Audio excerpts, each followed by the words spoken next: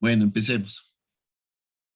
Y bueno, lo que les decía es que yo leí Cruces sobre el agua hace un montón de tiempo. Es una novela costumbrista. Hablábamos sobre esto del costumbrismo, que fueron movimientos artísticos, ¿no?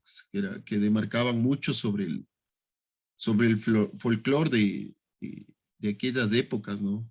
Eh, de cuando fueron escritas o cuando fueron retratadas. El folclore, perdón, este costumbrismo tuvo muchos tintes romanticistas, estas relaciones padres de hijos, hijos entre hermanos, entre novios, o sea, y es lo lindo y lo fuerte de esto, ¿no? Tenía estas cosas, Cruces sobre el agua de Joaquín Gallegos Lara, se salió un poco de este esquema, se, se- como que se le hizo el quite, ¿no? Como en el fútbol, a este esquema y lo que él retrata también es un costumbrismo, pero un costumbrismo yo llamaría más de, ¿cómo decirlo? Más sobre el día a día de la realidad o de la triste realidad de en aquellas épocas sucedía, ¿no? Que fue la matanza de obreros en Guayaquil. Fue una matanza de obreros por parte de militares. Y eso era lo normal, o sea, eso era lo normal. Los obreros lo que hacían fueron o trataron de pedir o de exigir mejores tratos laborales. Pero claro, la tradición de ese momento era sobre el burgués. No sé si entienden cuál es la definición de burgués. Pero bueno, Marx habla sobre la burguesía y el proletariado, que terminan siendo dos distinciones de clases, de ricos y pobres. Entonces, en ese momento, por los años de 1900 y pico, 1916 me parece que es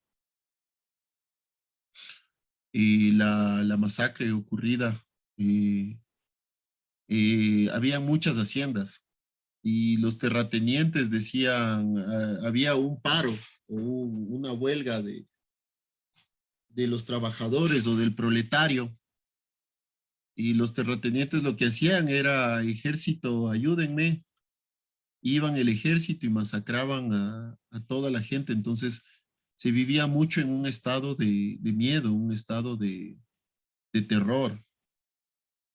Y entonces, esta novela se basa en la experiencia de Joaquín Gallegos Lara a los 16 años, me parece, o a los 10, bueno, a una edad temprana de él, y que él lo vivió, ¿no? Él lo vivió en carne propia, ¿no? Entonces, son novelas históricas, son novelas muy históricas. Ellos vivían, o el proletario vivía de una forma muy denigrante, muy paupérrima. eh, y claro, o sea, lo que todos queremos es vivir bien, ¿no? Es felicidad. Pero, pero claro, o sea, el burgués lo que intentaba era más bien obtener mayor utilidad y lo uno se contradecía de lo otro, ¿no? Joaquín Gallegos Lara fue o perteneció al grupo de Guayaquil, que fue un movimiento literario, político, que hablaba mucho sobre las cuestiones sociales, ¿no? Hacía mucha denuncia sobre esta explotación laboral que existía, estas injusticias sobre el pueblo.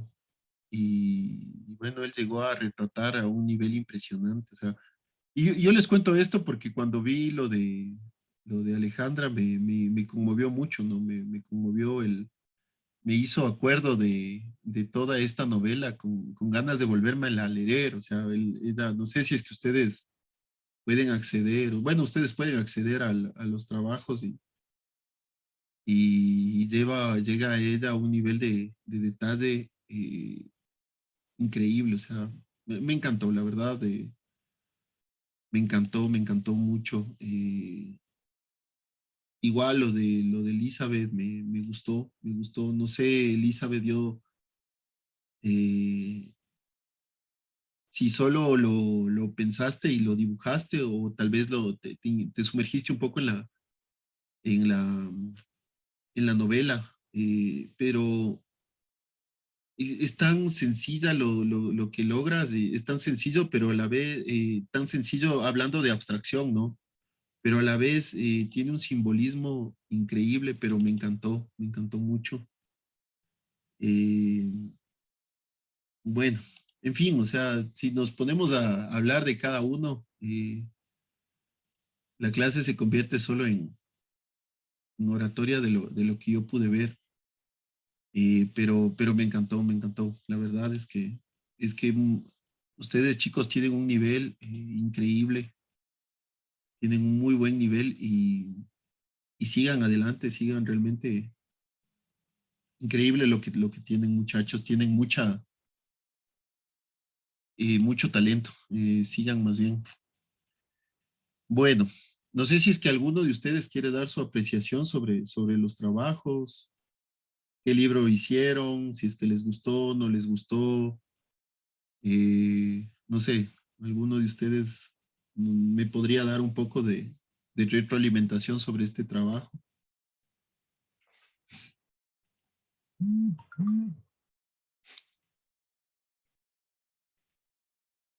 Chicos, bueno, creo que hoy están un poco tímidos. Bueno, entonces, bueno, habiendo comentado lo anterior, eh, voy a, voy a compartir pantalla para entrar en materia. Bueno, de antemano, qué pena, la verdad, que no, nuevamente no podamos vernos. Yo ya quería, ya estaba con ganas de verles, pero bueno, a veces suceden estas cosas, ¿no? Entiendo que en Santo Domingo hay un rebrote.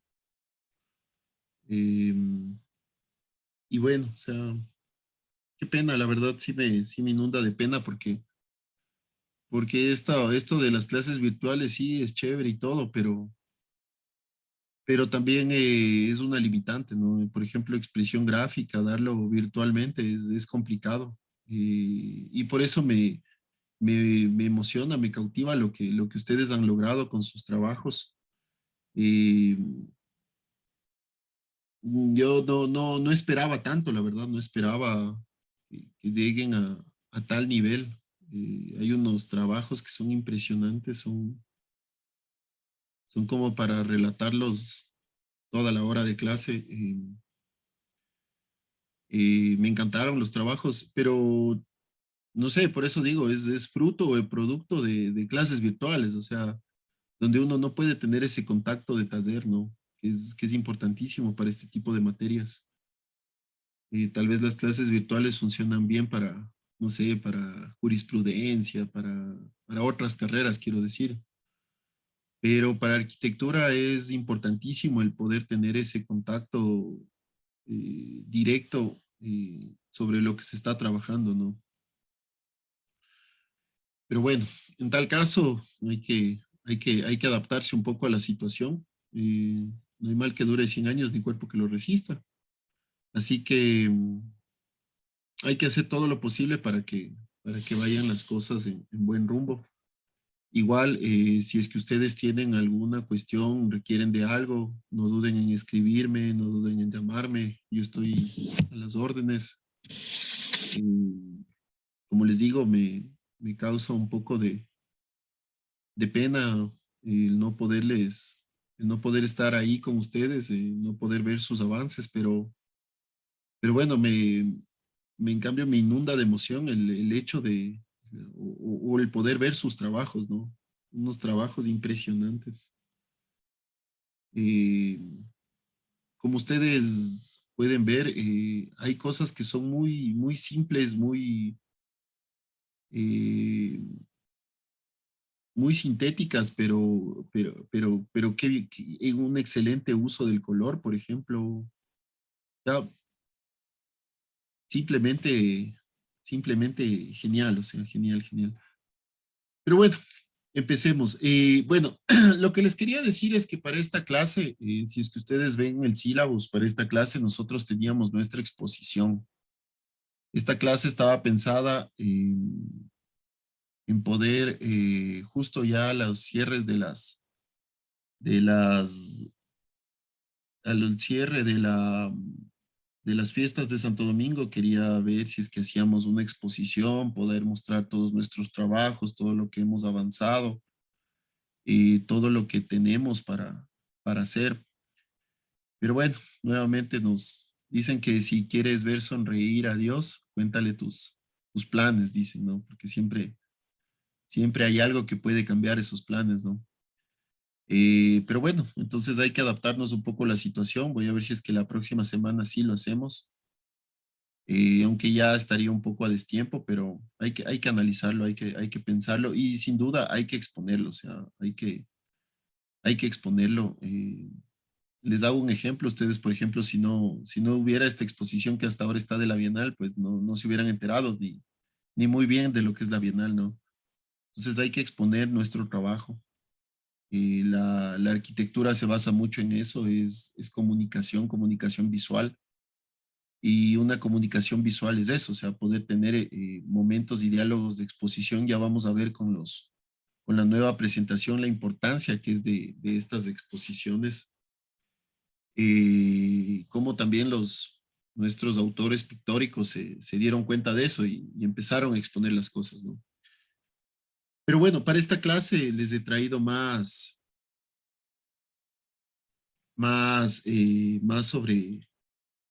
sobre pintores ecuatorianos. Nuestra pictórica, bueno, empecemos. Bueno, lo que les quería decir es que nuestra pictórica se basa mucho en esto o los anteriores autores se basaron mucho en esto del indigenismo, ¿no? Estos también, los que les he traído hoy, sí se basan también un poco en el indigenismo, pero ya utilizan otras formas, por ejemplo, el cubismo, utilizan el surrealismo, ¿sí? El expresionismo, o sea, otras técnicas para poder llegar a mejorar sus formas, ¿no? Entonces, bueno, como ya conocen, esto es representación de espacios arquitectónicos. Vamos a hablar sobre la integración de elementos de ambientación entre sí con otros elementos de la arquitectura a través de la acuarela. Vamos a dibujar o a retratar el día a día y sobre todo a retratar la historia, ¿ya? Como yo les decía a la clase anterior, nosotros no podemos amar lo que no conocemos. Entonces, para poder para poder amar, tenemos que conocer, ¿no es cierto? Vamos a ver cómo estas personas realizaron elementos muy en síntesis, ¿no? Sin llegar a tanto detalle, llegaron con elementos en síntesis, utilizaron la geometrización, cómo utilizaron perspectivas, cómo utilizaron estos elementos de integración de la ambientación. Entonces ya vamos a ver cómo se utilizan las formas aquí, ¿no? Y es increíble cómo ustedes se preguntan y se dicen cómo un pigmento puede llegar a tan calidad, o sea, solo es un pigmento, pero ahora forma parte de algo mucho más increíble, ¿no? Entonces vamos, pintores ecuatorianos, por ejemplo, los que ya hablamos, Guayasamín, por ejemplo, esto es de Guayasamín, de Ndara Crow, de Kingman, pero vamos a ver nuevos como Manuel Rendón, este pintor que es increíble. Recuerden que la clase anterior hablamos sobre pintores como de la escuela quiteña del siglo XVI, XVII, XVIII y principios del XIX, como Andrés Sánchez de Guallé, de Fray Jodocorrique, de Miguel de Santiago, de Isabel de Santiago. Estos pintores increíbles, ¿no? Lo de Isabel de Santiago a mí me parece una injusticia. No sé si recuerdan que por ser mujer no le permitieron pintar o no le permitían pintar a nivel profesional. también lo de José Olmos, por ejemplo, Pampite, lo de el nivel que llegaba a Pampite en su escultura. Acuérdense que todos ellos eran indígenas, de Bernardo de Legarda, de Manuel Chili, de Caspicara, ¿no? Increíble lo de Caspicara. No sé si recuerdan las formas, de la expresión que tenía él en sus Cristos, que eran imágenes muy humanizadas. Lo de Manuel de Santiago, por ejemplo. Perdón, lo de Manuel de, no es Santiago, Samaniego, otro indígena. Y también vimos pintores más modernos, ¿no? Como lo de Guayasamín, que es increíble, lo de Guayasamín es simplemente hermoso, lo de Guayasamín, el uso del color, el uso de la técnica, el expresionismo de Guayasamín, como a momentos tiene esos ojos redondos y almendrados y otros momentos tiene cosas como esta, ¿no? Que no expresan a través de los ojos, sino a través de la forma, ¿no? Vimos también a Camilo Egas, lo de Endara Krau, a mí me encanta Endara Krau. Él llega a un nivel, la geografía, como él utiliza la geografía, ¿no? Se burla de la escala. Endara Krau no utiliza la escala, o sea, o sea, una manzana del tamaño de un bus, de casi del tamaño de una campana. O sea, lo de Indara Krau es increíble desde la forma. Él utiliza paisajes andinos de la costa del oriente. El surrealismo de Indara Krau es otro nivel, ¿no? Eh, lo de Bolívar Mena Franco. Bueno, vimos algunos artistas, algunos expresionistas, ¿no? Diógenes Paredes. Lo de Kingman es increíble, lo de Kingman. El nivel, y a mí solo ver la imagen me conduele, me duele lo de Kingman. Eh, lo de Osvaldo Viteri, no sé si recuerdan Osvaldo Viteri. Eh, las, el,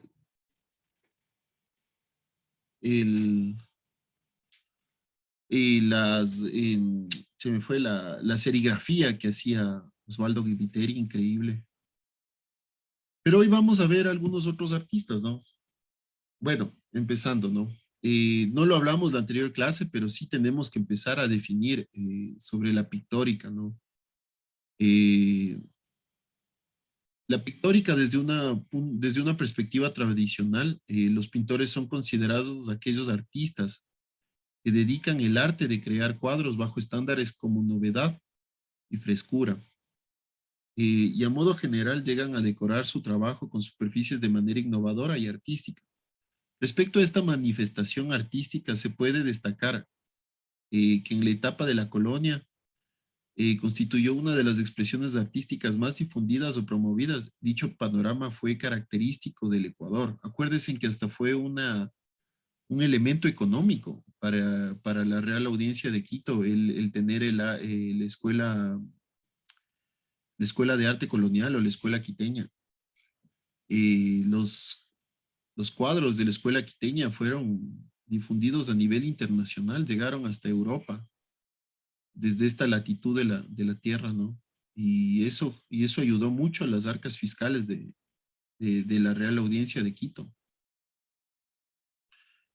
Entonces, ahí vemos cómo la parte artística también influye en la parte económica, ¿no?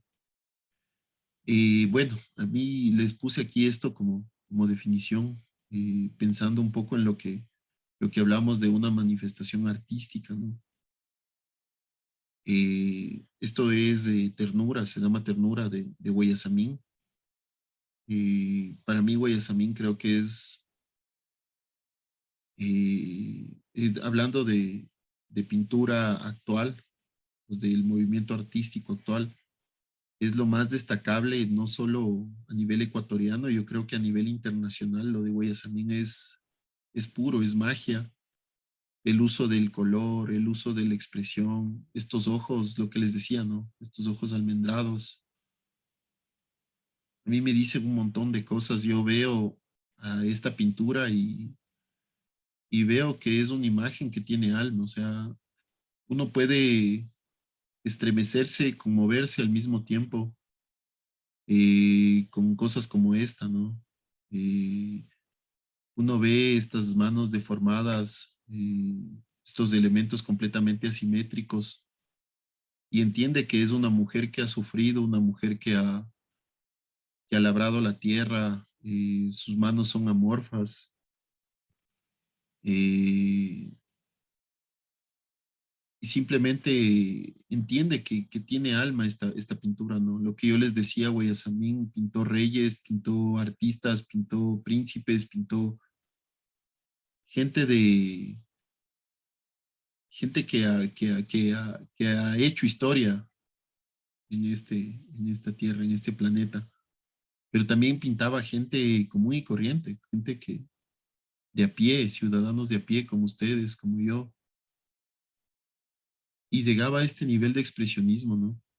Entonces, para mí, Guayasamín es increíble. O sea, imagínense el nivel que llega a tener en los fondos. Esos fondos son mágicos. O sea, la utilización del pigmento es increíble. O sea, es una pintura que dice mucho, ¿no?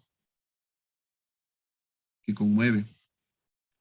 Y uno se puede quedar hablando sobre esto toda la tarde, no es el sentido de esta clase. Pero bueno, Guayasamín él no es, hay un dicho que dice, no solo es cuestión de ser, sino también de parecer. Guayasamín nunca se olvidó de sus orígenes, él fue un pintor de origen indígena. Eh, de hecho, su nombre, Guayasamín, significa en quechua, significa ave blanca volando o ave blanca ave volando, o sea, alguna cuestión así significa Guayasamín. Eh, pero es de una trayectoria increíble, o sea, el legado que dejó Guayasamín es, es sin igual, o sea, es otra cosa, o sea. Guayasamín era un tipo que muy culto, increíblemente culto, un tipo que leía mucho, que leía y llegaba a él hacía lo que nosotros hicimos, ¿no? Leer para pintar. eh, y pintaba también para leer, o sea, al contrario, ¿no? Él tiene unas frases que son increíbles. Si es que ustedes tienen la opción, si vienen algún día a Quito, vayan por favor a la Casa del Hombre de Guayasamín o el Museo del Hombre. Eh, él ahí tiene en algunos muros, tiene algunas de sus frases. Por ejemplo, me acuerdo de una que decía, yo lloraba porque no tenía zapatos hasta que vi un niño que no tenía pies. O sea, es increíble, ¿no? O sea, uno puede decir, uno está mal, pero regresas a ver a tu alrededor y hay gente que está peor. O sea, es conmovedor lo de Guayasamín. Uno empieza a sumergirse un poco en su vida y es, y es realmente conmovedor lo que hizo Guayasamín. Y bueno, entonces ya entrando un poco en introducción, hablando sobre, bueno, la temática predominante en la pintura fue religiosa, acompañada por una bella policrómica y marcados de conocimientos de anatomía. Eso fue la escuela quiteña. Tenía mucho de religiosidad, no mucho, se centraba en la religiosidad, es teocentrista completamente, o sea, es al 100% teocentrista.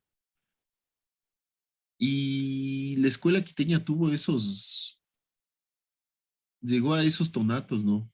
Se enmarcó mucho en anatomía, se basaba mucho en la anatomía del hombre, lo que veíamos la clase anterior, lo de Caspicara, por ejemplo, cómo llegaba a ese nivel de detalle, de expresionismo dentro de los cristos del ser humano, lo de Pampite, por ejemplo, era un Cristo que sufría, ¿no? Entonces, ¿cómo haces eso? Primero es conociendo de anatomía, sabiendo de anatomía, ¿no? En este sentido, se puede afirmar que los pintores ecuatorianos representan un importante eslabón dentro del ámbito de la cultura nacional, debido principalmente al gran legado pictórico que existe en la actualidad. Actualmente la pictórica se desenvuelve en el surrealismo, acuérdense en lo de Dara Crow, en el cubismo, ya vamos a ver un poco de Humberto Moré, de Rendón, que son muy cubistas, en el expresionismo, por ejemplo, de Kigman, de Guayasamín, pero sobre todo nuestra pintura, lo hermoso de nuestra pintura es que se centra en un ámbito eh, humanista, en un ámbito de nuestro costumbrismo, ¿no? Este es Guayasamín, este es en su casa taller que tenía. Él decía, me encantó esta frase, él decía, mi pintura es de dos mundos. De piel para adentro es un grito contra el racismo y la pobreza. De piel para afuera es la síntesis del tiempo que me ha tocado vivir. Y es lo que les decía, o sea, uno se queda, se centra en ver a Ternura de Guayasamín, a esta mujer. Es una pintura que tiene alma, es una pintura que dice mucho,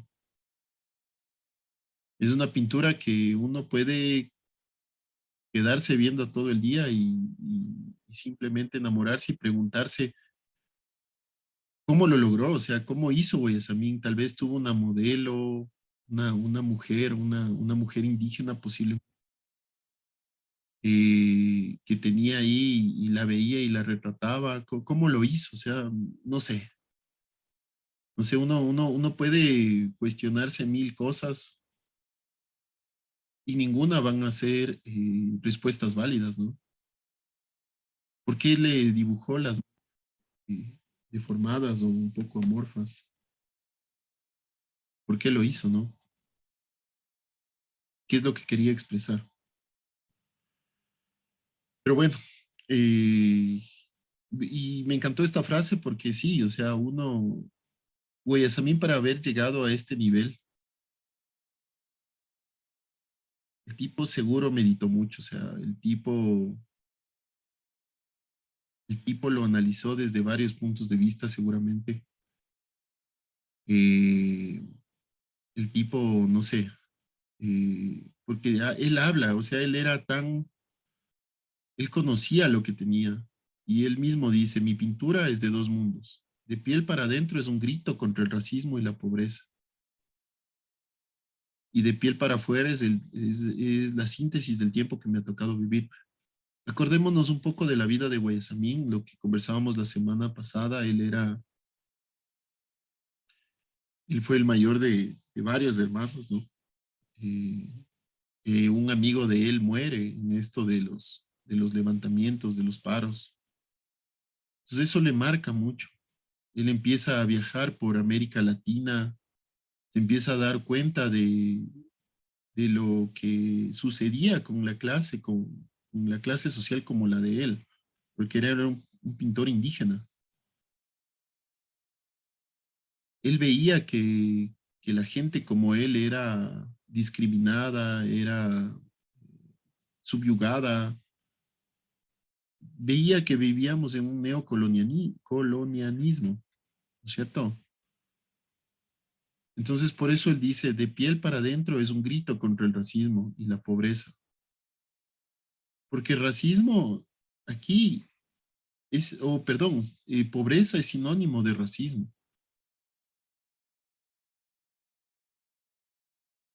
Y también habla sobre el tiempo que le tocó vivir, ¿no? Hablamos de las guerras mundiales, de la guerra civil española, de las dictaduras militares en toda América Latina. Entonces fue un tiempo de mucha conmoción social, de mucho dolor. Acordémonos también que Guayasamín, lo que les decía, él retrataba reyes, cantantes, princesas, pero sobre todo retrataba gente como nosotros, gente de a pie. Entonces, bueno, bueno, también acordémonos un poco que Guayasamín marcó un camino para muchos otros pintores, por ejemplo, lo de Eduardo Kingman. Él habla mucho sobre el clasismo y el racismo, ¿no? Eh, lo de Bolívar Mena Franco, ¿sí? Bueno, empecemos. Discúlpeme que a veces me emociono con estas cosas, es que sí me conmueven, me apasionan. Pero bueno, por ejemplo, Víctor Mideros, ¿no? Víctor Mideros también, debimos haberlo tocado en la clase anterior a Víctor Mideros. Él también es un indigenista, él se identifica mucho con estos movimientos. Eh,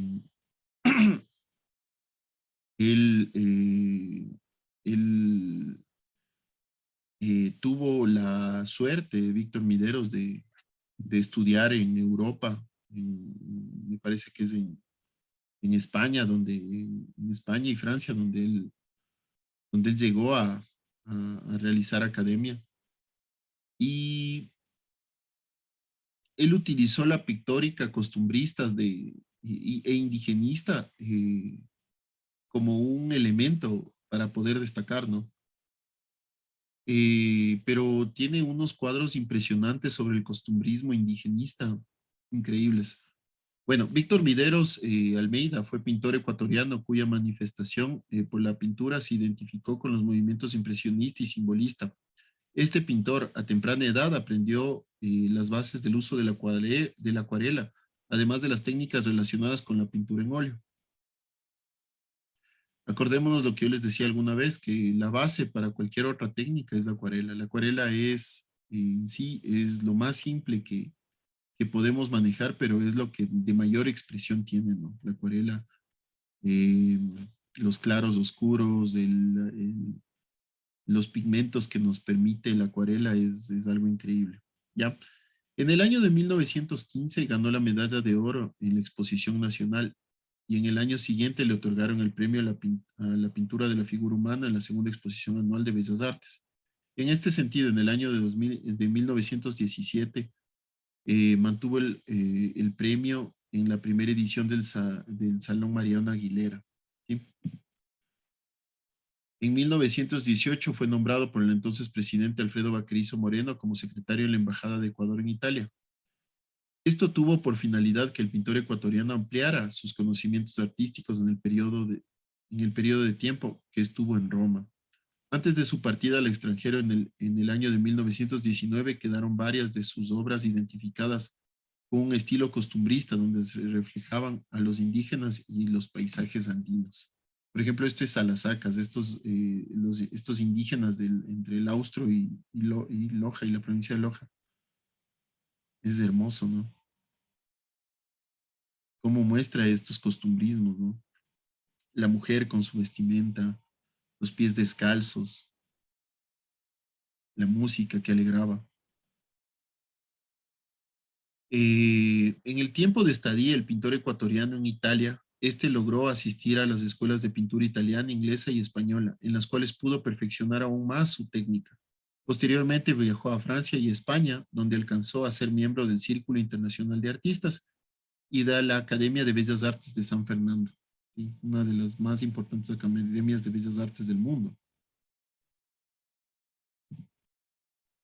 Bueno, tras un atentado que sufrió su hermano, que sufrió el hermano de este pintor ecuatoriano en el año de 1922 en la ciudad de Nueva York, Mideros dibujó el lienzo Mi reino no es de este mundo, el cual fue obsequiado al convento de Santo Domingo en la ciudad de Quito.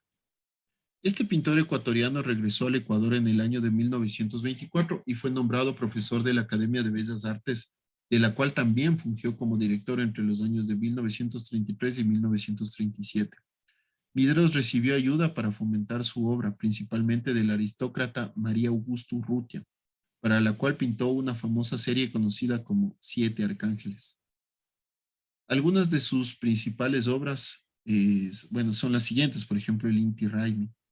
No sé si se acuerdan de María Augusta Urrutia, que fue una hacendada importantísima aquí en Quito, ¿no? Se habla que la mitad de Quito era o pertenecía a María Augusta Urrutia.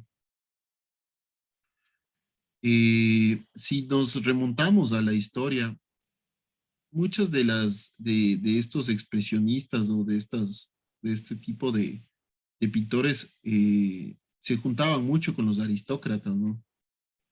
Con la gente de dinero para poder solventar sus obras. Ejemplo, en el Renacimiento no hubiera existido Miguel Ángel o Da Vinci sin los Medici, ¿no? Sin esta familia Medici. Sí. Bueno, hemos visto Mideros, vamos a ver a Humberto Mor o Moré también, algunos como quieran pronunciarlo.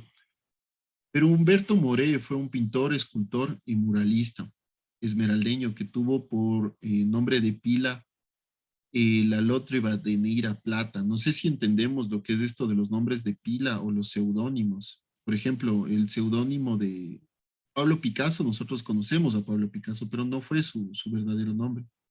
Me parece que Picasso era el segundo o el apellido de su madre, ¿no? Utilizaban como nombre estos, o para hacerse conocidos estos seudónimos. Por ejemplo, eso mucho se utiliza en el cine o en el fútbol también. Por ejemplo, los brasileños utilizan mucho eso en el fútbol, utilizan un solo nombre como para recordarlos más fácilmente. Sí. Bueno, Humberto Moré, desde una edad temprana manifestó su vocación por el arte, su marcado reconocimiento en el mundo de las artes plásticas para la creación de un estilo propio, el cual fue bautizado por el propio artista como sinología funcional. Esto de la sinología funcional ya lo vamos a ver. La sinología funcional habla sobre digamos, él reta los estilos. Él tiene muchos elementos que no son entendibles, son súper cubistas, ¿no? Son súper cubistas, que no se entienden mucho, eh, que hay que dependen mucho del pensamiento en ese momento de las personas. Eh, Llevan elementos muy abstractos, pero a la vez muy puros. Son como muy revolucionarios dentro de nuestra arte plástica todavía. Eh, pero son creaciones, no sé, o sea, yo no les diría bonitas, feas, no los sé, pero son completamente diferentes. Utilizan mucho la geometría, ¿no? Utilizan muchísimo la geometría. Muchas veces utilizan el trazo grueso, muchas veces utilizan colores eh, primarios, o sea, colores puros, y otras veces al contrario, ¿no? Utilizan más bien mezclas de colores. Por ejemplo, yo les hago una pregunta, ¿no? Ustedes que ven aquí, este es el autorretrato de Moré, pero no sé si estamos tal vez en un día que nos haya ido mal y somos muy creyentes, tal vez vemos un diablo, no sé. Si es que venimos o salimos de misa, tal vez vemos un Cristo, tal vez, no sé, vemos otra cosa diferente. O sea, mucho depende de nuestro pensamiento, de nuestro momento, digámoslo así, ¿no? Bueno, en su trabajo artístico puede apreciarse el uso de líneas gruesas de curvas y rectas. No obstante, a que su rama artística fuerte siempre fue la pintura. Este artista ecuatoriano también incursionó en la escritura, específicamente en la poesía y como crítico del arte. Humberto Moré fue un tipo sencillamente genial. El tipo escribía libros, escribía poesía, hacía de todo, ¿no? Fue hasta un poco político dentro de la parte artística. Él permitió o llevó a, no sé si ustedes, en Guayaquil hay mucho, la, se me fue el nombre, existe la Fundación de Guayaquil que hace exposiciones públicas de los artistas actuales. Hay una bienal artística en Guayaquil y Cuenca, pero más fuerte es la de Guayaquil. donde la Fundación de Guayaquil hace estas exposiciones. Todo esto fue gracias a Humberto Moreno. Bueno, se destacó por formar parte de jóvenes artistas guayaquileños que emergieron entre los años de 1950 y 1960, los cuales se encargaron de revolucionar las artes plásticas en el Ecuador. En sus inicios, este pintor denominó a sus creaciones como parte de un expresionismo diferente, lo que les decía, donde se llegó a acercar a las figuras geométricas. Tal es el caso del empleo de los cuadros de trazos gruesos y colores primarios a manera general. En el año de 1957 le otorgaron el premio Universidad de Guayaquil. Lo que yo les hablaba, ¿no? Que él utilizaba mucho este empleo de trazos gruesos y colores primarios. Eh, pero es algo completamente diferente, es algo completamente abstracto hasta cierto punto, ¿no? Porque ya vamos a ver que hay cuadros mucho más abstractos, muchos más, eh, mucho más expresionistas, pero a la vez cubistas, pero sobre todo abstractos, ¿no?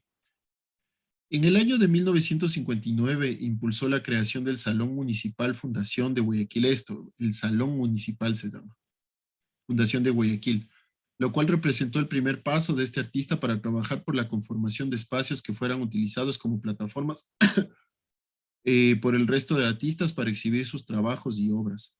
Como último proyecto de este pintor ecuatoriano dirigido al mercado estadounidense se destaca Desnudos eróticos signológicos, en el cual se plantea un acercamiento del propio artista hacia el dibujo a través de la línea desarrollada. Eh, Boré es un artista bastante completo, ¿no? Él utilizaba mucho esto de los desnudos como para poder vislumbrar, como para poder estremecer a la sociedad, ¿no? Y eso es lo lindo de nuestra pictórica. Nuestra pictórica tiene desde Cristos, tiene desde cubismos, tiene de expresionismos, pero también tiene de desnudos, ¿no? De elementos eróticos. Ya lo vamos a ver más adelante con otros autores. Y, pero bueno, lo de Moré es sencillamente mágico también, ¿no? Él utiliza, por ejemplo, la geometría mucho, ¿no? Si podemos ver aquí las líneas. Y este se llama El Agricultor, este cuadro. Y vemos cómo la pintura tiene unos estilos de líneas que conllevan a lo que él hablaba, ¿no? Esto de la signología funcional. Eh, que simplemente es como que racionalizar o llegar a una síntesis de elementos.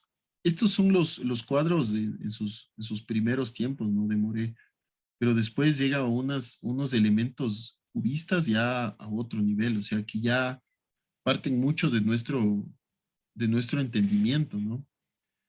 Eh, Él fue muy fiel al estilo purista, ¿no? Donde utiliza colores muy puros, donde utiliza elementos bastante rígidos, ya vamos a ver en los siguientes cuadros, utiliza bastante elementos rígidos, utiliza mucho simetrías, ¿sí? Eh, Son cuadros que hay que interpretarlos realmente, o sea, no, son cuadros que uno tiene que entender y tiene que basarse mucho en el contexto, en la situación actual que uno se encuentra como para poder interpretarlos, ¿no? Si es que vemos, por ejemplo, esta pintura se enmarca como en una simetría a través de las espigas y de abajo para arriba, perdón, de abajo para arriba el agricultor tiene una forma diferente que desde las espigas hacia abajo, ¿no? Pero él utiliza mucho el orden, justo por eso, ¿no? Utiliza el orden en esto, ¿no? Bueno, su obra a manera general siempre reflejó un estilo propio. la cual experimentó varios enfoques y de manera progresiva logró alcanzar un concepto con el cual el pintor se sintió a gusto. Este tránsito de evolución de la técnica de Moret primero pasó por un periodo de geometrización influenciado fundamentalmente por el cubismo. Luego, su obra reflejaría colores vivos y trazos estilizados, pero nunca llegó a abandonar las formas geométricas como base para sus creaciones. Dos de los elementos que siempre estuvieron presentes en la obra de este pintor fueron los retratos y los desnudos. Lo que dice aquí, no, él nunca abandonó la forma geométrica. Estos son formas súper geométricas. Ya vamos a ver más adelante ya formas súper más geométricas, ¿no? Estos fueron en sus inicios, estos cuadros.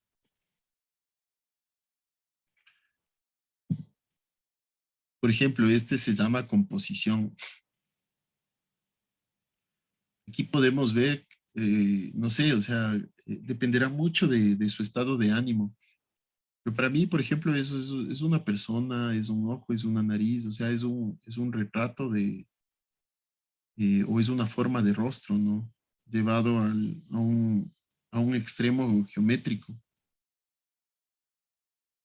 Pero para otros, no sé, dirán es una copa, para otros dirán, no sé, es un insecto, no sé, o sea, mucho dependerá de su estado de ánimo, de qué quieran ver ustedes, ¿no? Es lo interesante de este tipo de cuadros geométricos o cubistas. Eh, es lo que él hablaba sobre el principio signológico, ¿no? Que descansa sobre una estructura netamente psicológica. Eh, hay que entender qué es lo que está sucediendo. Esto de la composición, él habla sobre o lo que él trataba de retratar aquí o lo que él quería retratar, hablaba sobre una sociedad tecnológica, ¿no? Chicos, una consulta, me está saliendo a mí que la conexión está inestable. No sé si es que se corta, se va la señal, por favor, me avisan. Hasta ahora se le escucha bien. Me está saliendo la cosa del el retratito, el rótulo de que la conexión está inestable, y ahí cuando empieza a salir eso es porque se desconecta. Pero me avisan, por favor. Y discúlpenme si es que me sumerjo mucho en esto porque es interesantísimo esto. Pero bueno, lo que les quería comentar es que él habla sobre aquí habla sobre la sociedad tecnológica. Eh,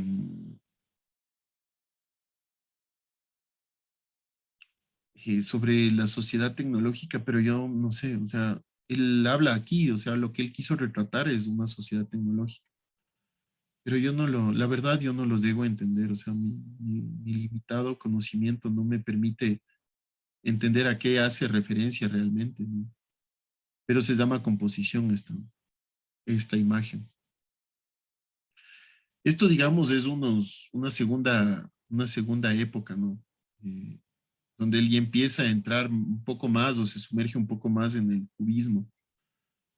Él llega ya hasta lo que él hablaba, su signología funcional, donde ya es algo, donde el tipo ya es otra cosa, o sea, ya ni, yo por lo menos ya ni entiendo, o sea, si es que ustedes lo logran, explíquenme, pero él ya llega a otro nivel.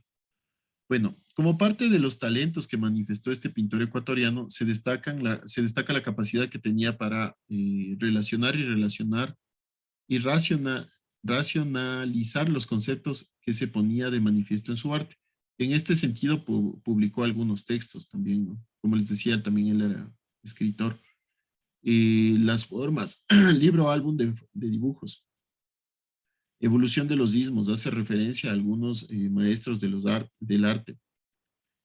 Actualidad pictórica ecuatoriano, libro de crítica artística y análisis del arte ecuatoriano entre los años de 1950 y 1970. Manifiesto teórico de la simbología funcional, lo que estábamos hablando, ¿no? Eh, Bolívar, Sol de América, poesía y cuadros.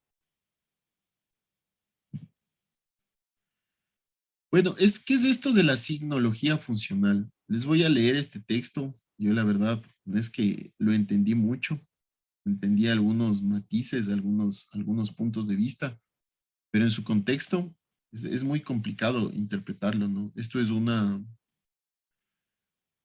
cita textual. Entonces dice, la signología funcional es mi observación desde uno de los tantos vértices en los cuales nos es posible descubrir el valor de la forma, como la tranquilidad y la verticalidad, y vertical Moreno, frente a la angustiosa de Miguel Ángel. La visión de ellos es la relación psicológica después de ser huella de religión y mito. En nosotros más anhelantes de paseos racionales y nuevas problemáticas, deviene en psicología mecánica tan dogmática como la impresión que los principios nos obligan en cada tiempo. O sea, yo no lo entendí, la verdad. Para mí termina siendo la signología funcional algo muy cubista, eh, donde no es posible descubrir la forma, ¿no? Donde para mí no es posible y tal vez por eso él habla sobre la frente angustiosa de Miguel Ángel, frente a la angustiosa de Miguel Ángel, o sea, Miguel Ángel como Caspicara esculpían elementos de angustia, ¿no? Elementos de dolor. Pero aquí uno no puede, solo se puede sumergir en la imagen y terminar sin ver nada, ¿no? Mucho dependerá de nuestra psicología sobre lo que queramos ver. Eh, Esos son elementos puramente geométricos, ¿no? Son elementos netamente geométricos. Chicos, me sigue saliendo que estoy con inestabilidad. No sé si se escucha. Sí, se lo escucha bien. Ay, gracias No por sé si- la confirmación. Bueno, o sea, esto es como para debatirlo, como para entenderlo, como para ver, aquí no es que existe una pureza de la forma, ¿no?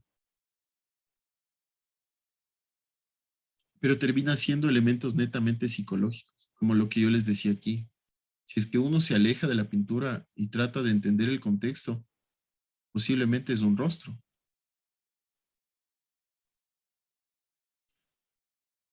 posiblemente es un rostro. Él hablaba aquí sobre la sociedad tecnológica. Disculpen un segundo.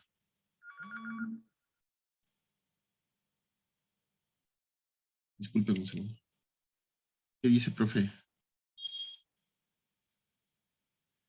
Estoy en medio de una clase, brother. Ya te damos un ratito. Chocho. Ya te damos. Chocho. Eh, Disculpe. Bueno, entonces esto es lo que hablaba sobre la signología funcional, ¿no? Uno trata de entender palabra por palabra y en todo el contexto, pero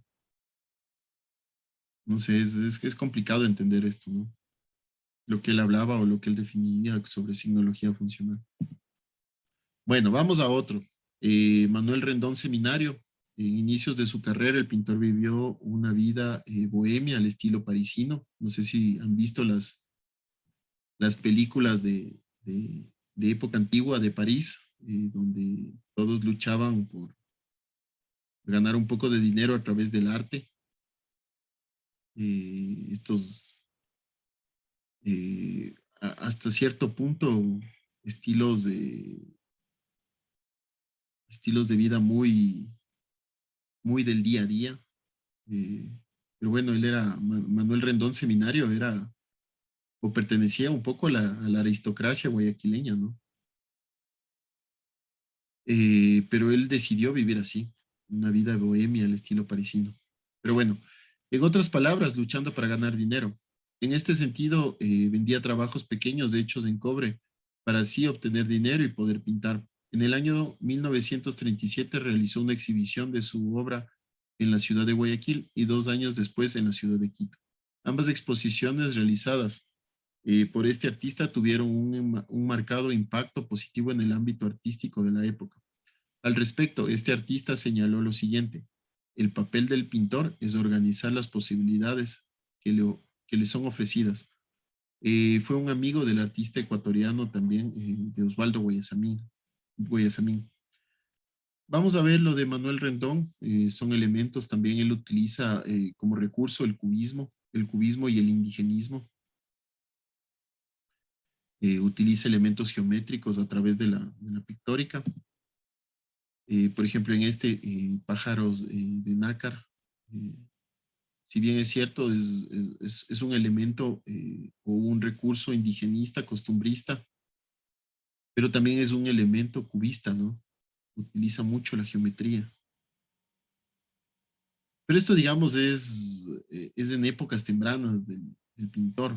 Después, como Moreno, después cambia y ya se vuelve más abstracto. Y bueno, utiliza también este otro tipo de estilos. El recurso, por ejemplo, de las sombras para poderle dar la forma al rostro en una estructura plana, ¿no? O los hondos o las profundidades solo con la sombra.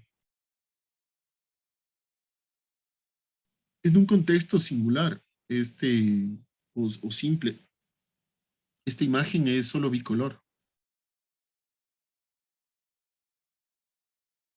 pero es increíble cómo llega al nivel de detalle, no solo con el uso del color. Bueno, igual, elementos costumbristas. Este se llama la espiral. eh, y también, como les decía, ¿no? Ya en épocas tardías del autor ya utiliza mucho más el cubismo.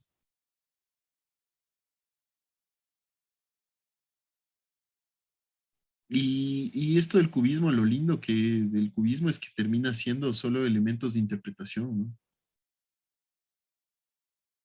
Bueno, vamos al siguiente. Edgar Balseca Toral. Eh, Edgar Balseca es un artista y pintor ecuatoriano. El arte acaparó su interés desde una temprana edad, por lo que los estudios de arte de arte llegó a realizarlos tanto en el Ecuador como en Estados Unidos. En el transcurso de su trabajo artístico, este se ha caracterizado por la labor desarrollada por este artista sobre el óleo, reflejando así un estilo hacia el realismo y el surrealismo. Balseca fue un autor, digamos, muy completo, muy completo. Él pintó cubismo, él pintó estas imágenes teocentristas, él pintó Cristos, él pintó desnudos. Él incursionó por todo lado. Edgar Balseca Toral, ¿cómo les digo? Él entró hasta en el surrealismo, eh, tuvo una vida increíble, pictórica increíble. Él, digamos como música, ¿no? Para que me entiendan un poco mejor, él, no sé si en música, Edgar Balseca Toral, no sé, él interpretaba desde reggaetón hasta pasillos, por así decirlo. O sea, él fue parte, creo que casi de la mayoría de movimientos, ¿no? De movimientos artísticos. Pues, por ejemplo, tiene aquí este cuadro, ¿no? Que es del Cristo, ¿sí? Eh, que yo diría que o él se sumerge más bien aquí en se ve una imagen muy de medioevo, eh, muy, eh, muy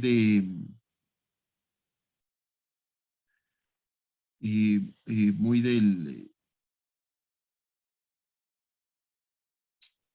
muy de un arte gótico, diría yo, muy teocentrista.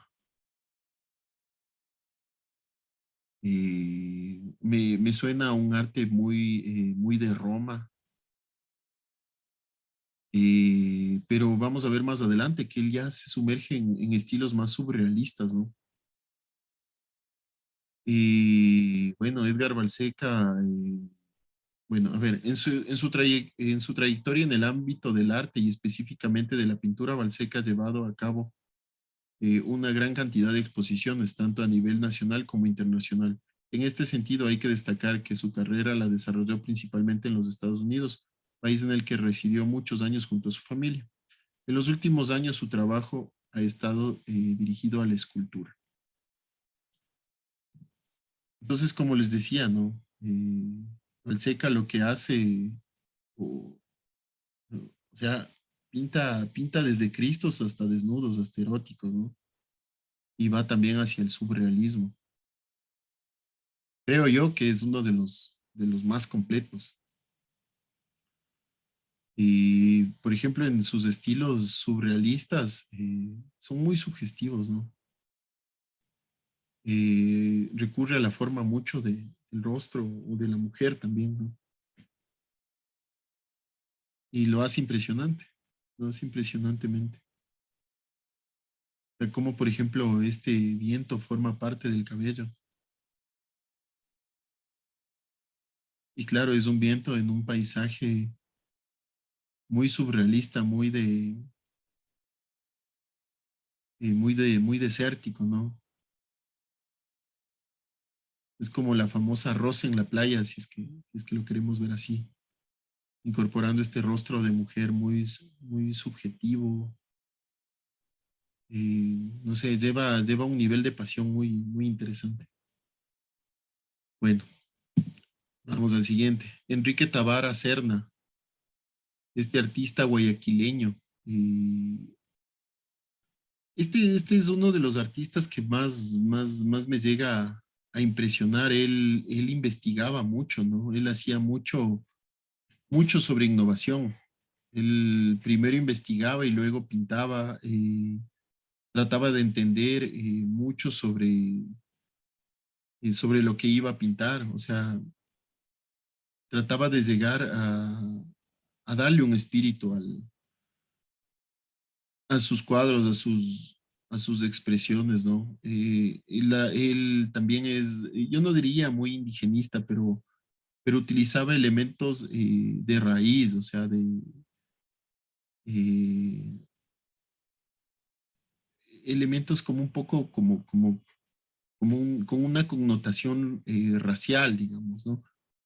Y, y también, claro, él hacía estas deformaciones deformaciones y geometralizaciones, o sea, estos elementos geométricos que predominaban dentro de su pictórica, ¿no? Entonces, bueno,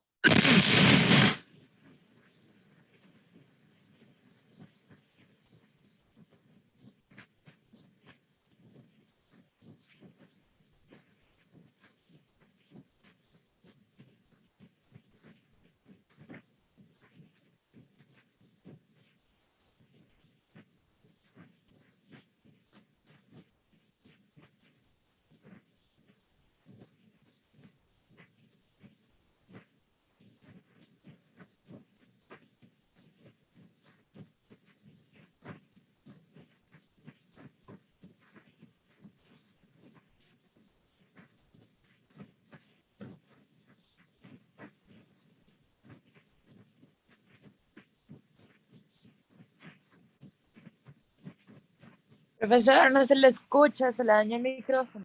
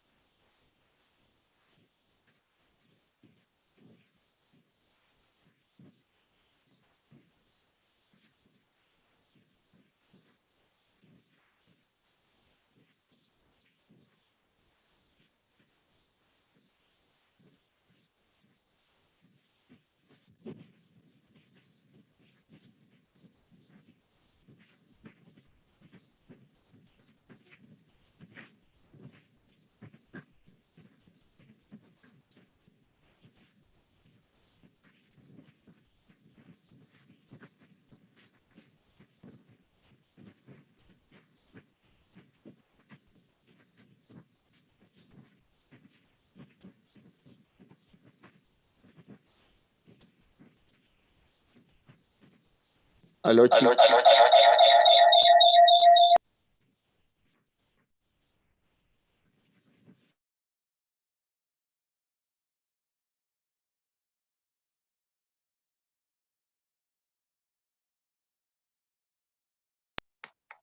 aló, aló. Ahí se le escucha, más o menos.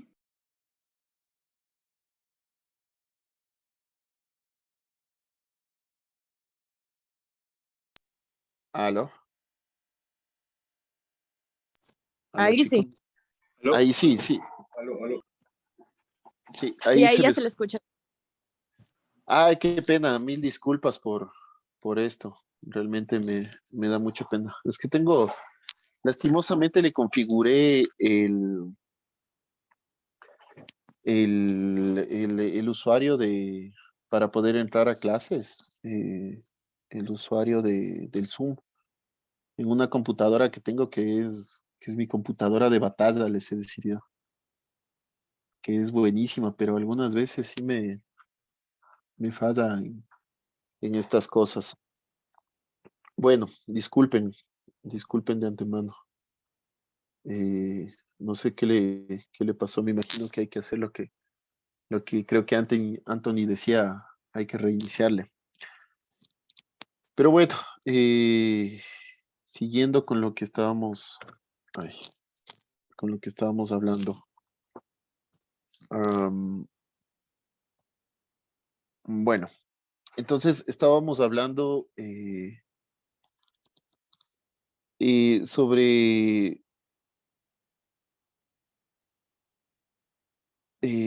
sobre este elemento, ¿no?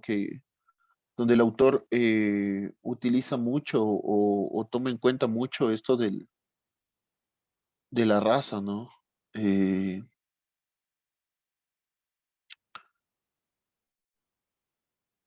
y se me fue el hilo de lo que les estaba explicando. Pero bueno, no sé hasta dónde me escucharon,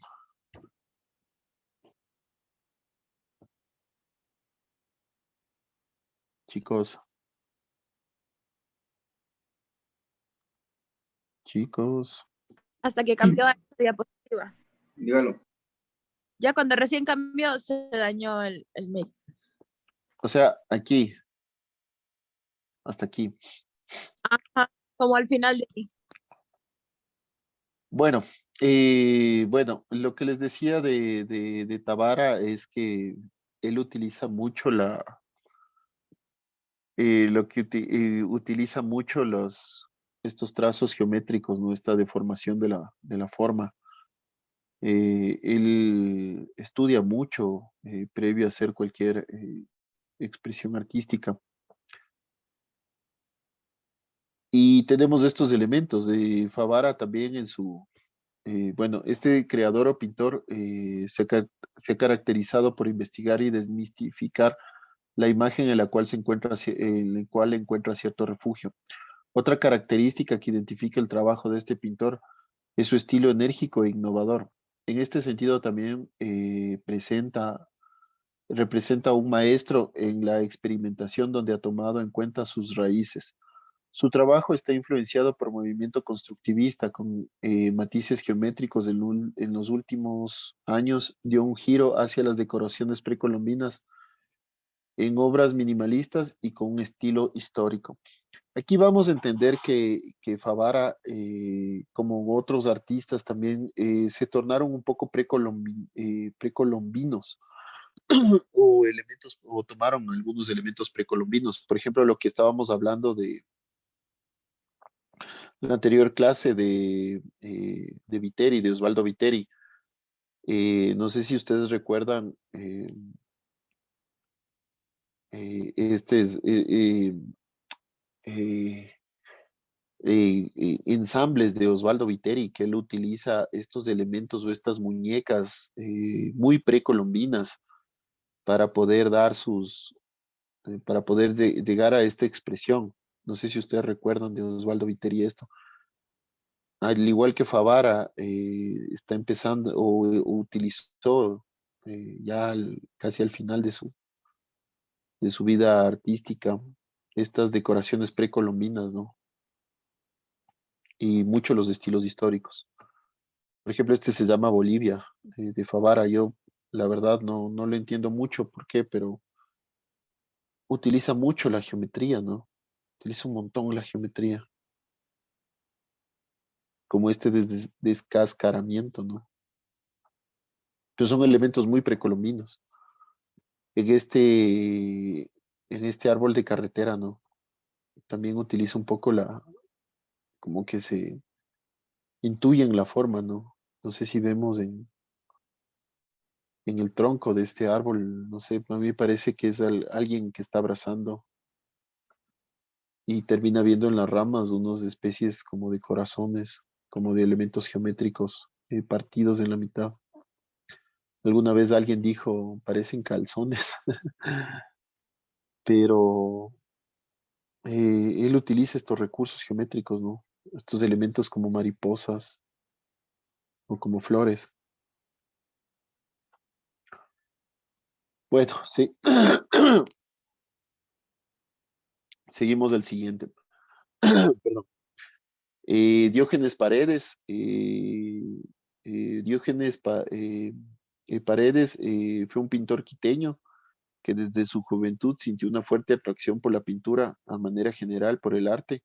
Cursó sus estudios en la Escuela de Bellas Artes de Quito, donde con posterioridad sería profesor y director de dicha institución. Este pintor formó parte de la denominada generación innovadora de artistas ecuatorianos, el cual condujo su obra bajo el signo del realismo social. Y Diógenes Paredes yo diría disculpen, voy a cambiarle acá. Es un innovador,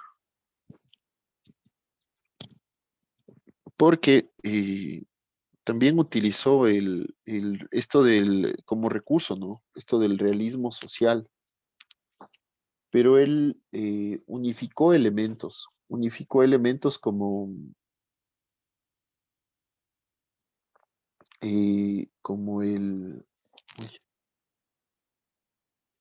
unificó elementos como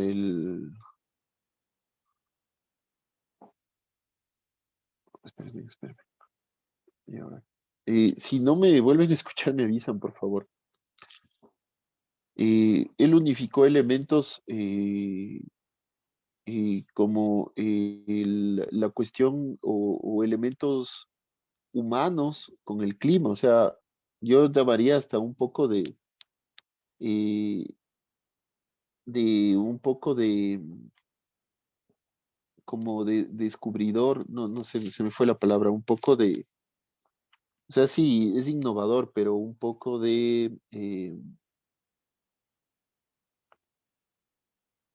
como fue prediciendo lo que iba a suceder, ¿no? Estos elementos humanos mezclados con el clima, como lo del cambio climático, yo lo veo así ahora, o sea, él yo creo que ya pensaba en el cambio climático, no sé, como, un poco como Nostradamus, ¿no? Que va prediciendo, un poco predictivo es la palabra. O sea, él va prediciendo o predijo lo que pudo haber sucedido. Pero también es cuestiones muy de su época.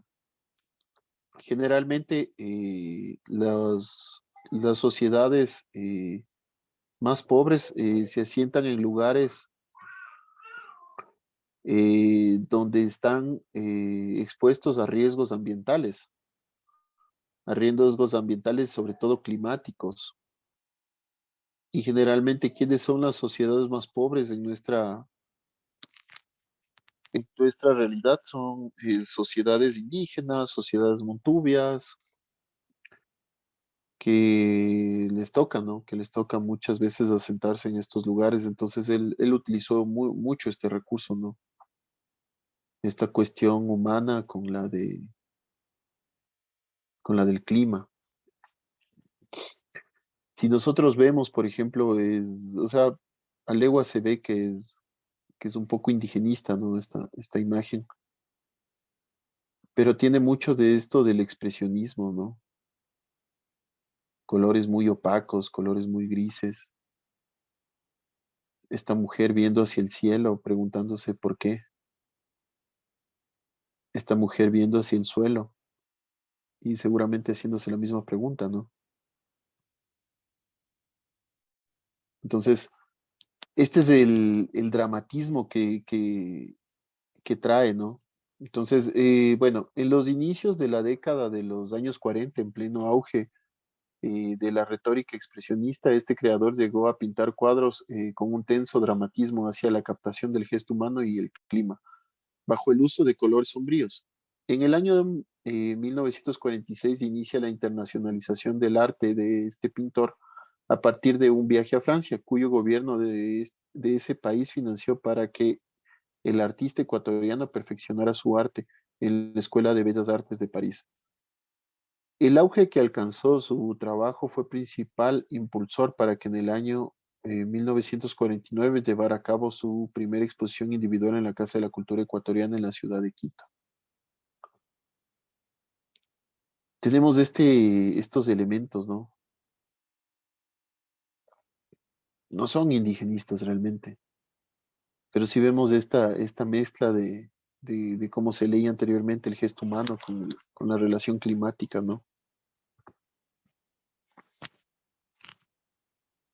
Eh, como muchos expresionistas, tenían esta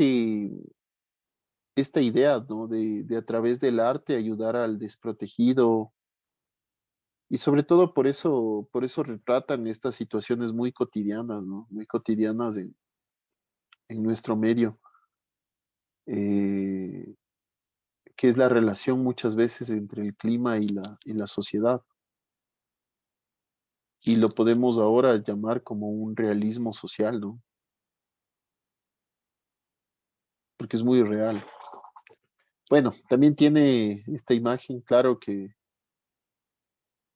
Diógenes Paredes era de 1940. Ellos hablaban sobre, todavía nuestros aborígenes le llamaban indios. Ahora sabemos o entendemos que indio viene del gentilicio de India, que cuando Colón llegó a colonizar América, pensó que llegó a a las Indias y él decía indios, ¿no? Nuestros aborígenes, ahora nosotros con más conocimiento, con más cultura sobre esto, eh, los decimos indígenas, pero bueno, así se llama esta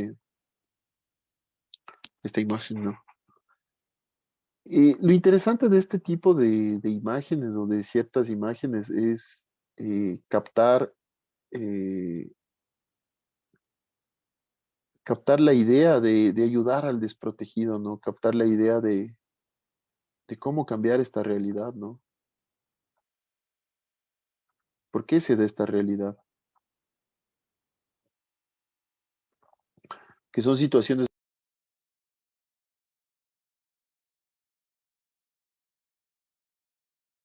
muy del día a día, muy reales, que se enmarcan, como les decía, en un realismo social.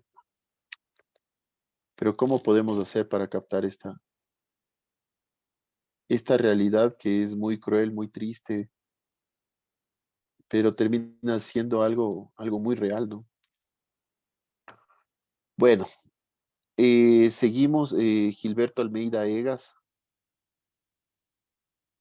Bueno, este pintor en la primera etapa realizó paisajismo, mucho paisajismo posteriormente, y en un periodo de 5 años ejecutó varios cuadros en los que se conoce como la era de los portones, identificado con el dibujo de fachadas de conventos, viviendas rurales. Por último, siguió la corriente del informalismo, con lo que agregó a sus cuadros diversos elementos externos. Esto del informalismo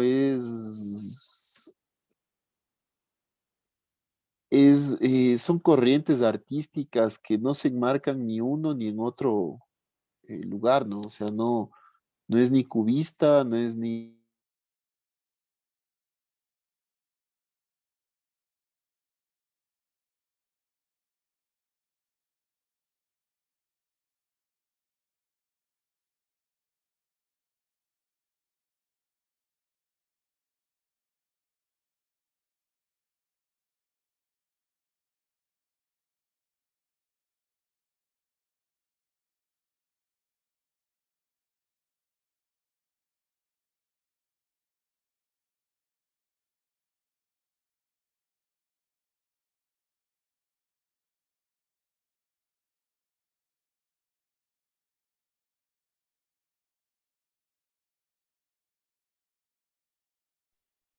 Aló, chicos. Hola de nuevo. Disculpen, algo pasó, se fue la señal, no lo sé. Mil disculpas. Si es que se corta, a mí me está saliendo mucho esta pantallita que sale sus señales inestables. Si se corta, por favor, avísenme. Les pido de favor, para no perder el hilo, ¿no? Bueno, como les decía, Almeida se enmarca mucho en esto del informalismo. Como lo decimos coloquialmente, no es ni chicha ni limón.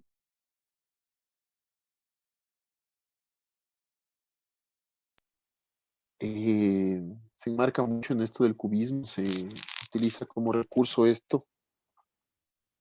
Entonces, llega a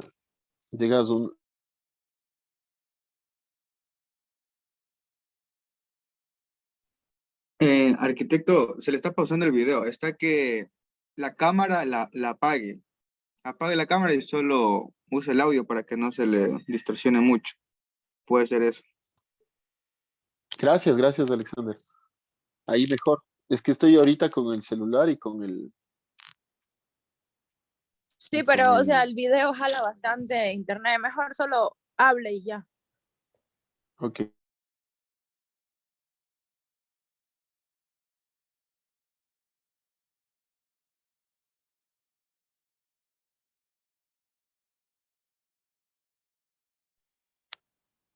Chicos, disculpen algo. ¿Aló? ¿Aló? Sí, sí, le escuchamos ahí. Sí le Bueno, escuchamos. con Almeida estamos acabando. Pero bueno, Gilberto Almeida Egas fue o bueno, eh, es uno de los más grandes que ha habido, ¿no? Utilizó esto del informalismo. Tenemos elementos bastante geométricos, bastante cubistas, pero bastante reales a la vez, ¿no? Eh, Utilizó también se me fue el nombre, eh, utilizó mucho el comportamiento del día a día, ¿no? Eh, pero también, o sea, son elementos igual geométricos, paisajes muy geométricos. Bueno, vamos viendo otros pintores, también Edgar Balseca Toral, es un pintor realista y surrealista, nació en 1942. Su afición por los toros está plasmada en decenas de obras artísticas y escultóricas. Bueno, Gilberto Almeida Egas, ya lo hablamos hace un ratito. Antonio Salas Avilés, entre los siglos XVIII y XIX, en la época independentista ecuatoriana, de corriente costumbrista, expone en sus obras imágenes religiosas, retratos y situaciones cotidianas. Hacia el año de 1810 era considerado el pintor más importante del Ecuador, con gran influencia en quienes comenzaban a descubrir el arte. También tenemos a Leonardo Tejada, nació en La Tacunga en el año de 1908. Desarrolló su obra a partir de técnicas como la acuarela, el óleo, el grabado. Con las dos primeras técnicas representó temas sociales y el grabado utilizó en la madera para representar aspectos del folclore indígena.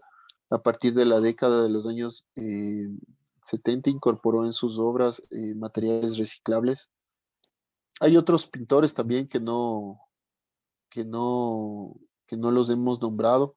Por ejemplo, Marcos Salas Yepes. Marcos Salas Yepes le llaman el pintor de los presidentes. Marcos Salas Yepes, cuando nosotros nos vamos a la sala capitular o sala de presidentes en el Palacio en Carondelet, la mayoría de obras son de Marcos Salas Yepes, dibujadas y pintadas por él.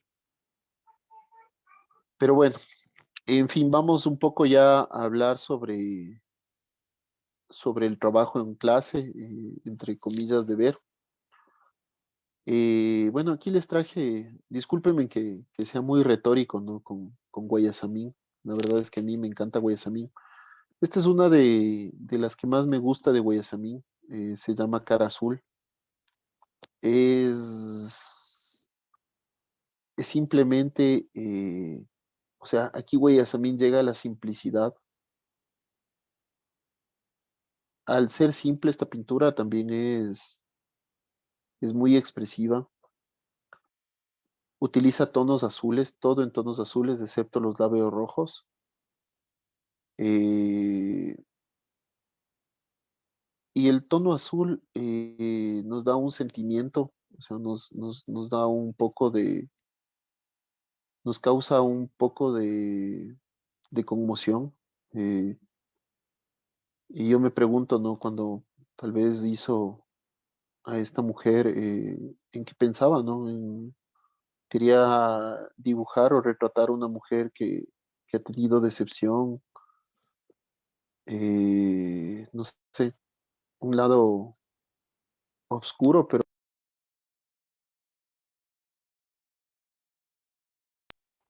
em, pero es una expresión de frialdad, ¿no?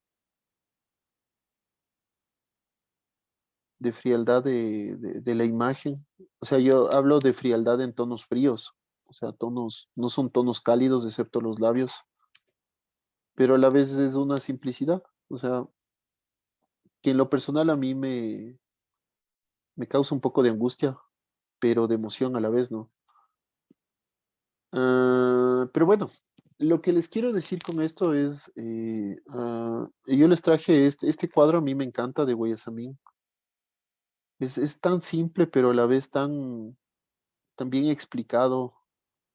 Es el uso del color, el uso de la línea, el fondo se mezcla con el espacio y me causa a mí emoción. O sea, no sé si es que le sucede eso a ustedes. Lo que decía Guayasamín, yo veo una mujer que tiene un alma, que ve posiblemente, me está viendo o está viendo hacia el suelo, pero trae una decepción, ¿no? Trae una decepción esta mujer, yo no sé, no sé. Pero me encanta, realmente me encanta este cuadro. Uno se podría, yo este cuadro lo vi en la Casa del Hombre y me quedé viéndolo, no sé, tal vez por ahí me perdí en esa mirada unos cuantos minutos sin poder descifrarla. Es como, no sé, como cuando ven a su madre y no saben si es que está o feliz o enojada o triste o angustiada, no sé. Pero les traje esto y vuelvo al hilo porque me encanta a mí esta imagen. Pero lo que les quiero contar con esto, les quiero decir, es que seleccionemos uno de nuestros pintores favoritos, expuestos en clase, yo les puse, pero no necesariamente si ustedes creen que puede haber otro de mayor significado. No sé, tal vez de Santo Domingo podría ser. Les quiero decir que lo retratemos, que repliquemos en acuarela el cuadro que nos guste, que identifiquemos. A mí este, por ejemplo, este es otro de Gonzalo Endara Crow, me encanta el paisaje que él logra, son paisajes muy andinos, con, con estos pueblitos de Gonzalo Endara Crow se burla mucho de la escala, o sea, son una campana del porte de una vivienda increíble. Pero trae también mucho de costumbrismo, ¿no? De nuestro folclore tradicional. eh, que es muy realista, ¿no? Muy realista en nuestros pueblitos ecuatorianos. Son son muy realistas, o sea, la plaza central donde se congrega la gente por cada evento que sucede, o sea, la mejor hora del día es la congregación de la plaza central, después de regresar de labrar la tierra o de las minas o de lo que sea. Siempre la congregación de la plaza central es muy efecto barrio, ¿no? Pero claro, en Gonzalo Endara Crow le mete estos elementos, estas campanas. De hecho, esta se llama Esta pintura se llama Lloviendo Campanas de Gonzalo Endaracrao. Pero también me encanta. Esto es una pintura mucho más lograda que lo de Guayasamín, quiero decir, o sea, es menos simple, ¿no? Pero bueno, lo de Guayasamín no por ser simple significa que tiene menor valor, ¿no? Por el contrario, Guayasamín es en lo simple encuentra la genialidad. Pero claro, Gonzalo Endaracrao también son elementos mucho más elaborados, son paisajes, geografías complejas, donde él llega a este nivel de expresión, ¿no? O sea, yo me imagino cómo pintó cada tejita, ¿no? De cada casita. Entonces, el trabajo en clase es seleccionamos uno de nuestros pintores que más les guste, que más hayamos visto en clase. Los vimos algunos la anterior, los vimos algunos en esta. Y repliquemos en acuarela uno de los cuadros que tienen ellos. Aquí les traje algunos, ¿no? De los que ustedes podrían tomar imagen, ¿no? Por ejemplo, lo de Guayasamín, Ternura, lo que acabamos de ver de Lloviendo Campanas de Gonzalo Endaracrao, de Camilo Egas, Las Floristas, que también lo vimos, lo de Eduardo Kingman, Ataduras, a mí por lo menos me encanta, es una pintura que cada vez que la veo me estremece, me duele. Por ejemplo, lo de Osvaldo Viteri también. Ustedes escojan el que quieran y repliquémosla, ¿sí? No sé si es que tienen alguna consulta sobre lo que les acabo de decir. Si es que está entendido el trabajo en clase, si está entendido el deber. Chicos, Sí, Sí, arquitecto. profe. ya. Entonces, bueno, creo que hasta aquí hemos llegado con la clase. Les pido, por favor, hagan lo más pronto posible esto y, y ojalá la próxima semana podamos reencontrarnos, podamos volvernos a ver, podamos volver a compartir juntos la clase de manera presencial. Y si tienen alguna cuestión, alguna pregunta, por favor háganla. Yo estoy aquí para servirles en eso, en todas sus consultas. Y bueno, ojalá nos veamos la siguiente clase.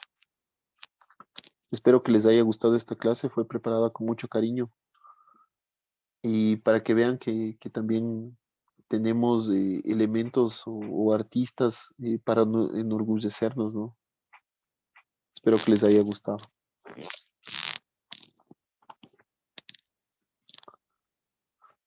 Y bueno, chicos, entonces hasta aquí creo que hemos llegado y cualquier cosa, pues estoy a las órdenes, ¿ya?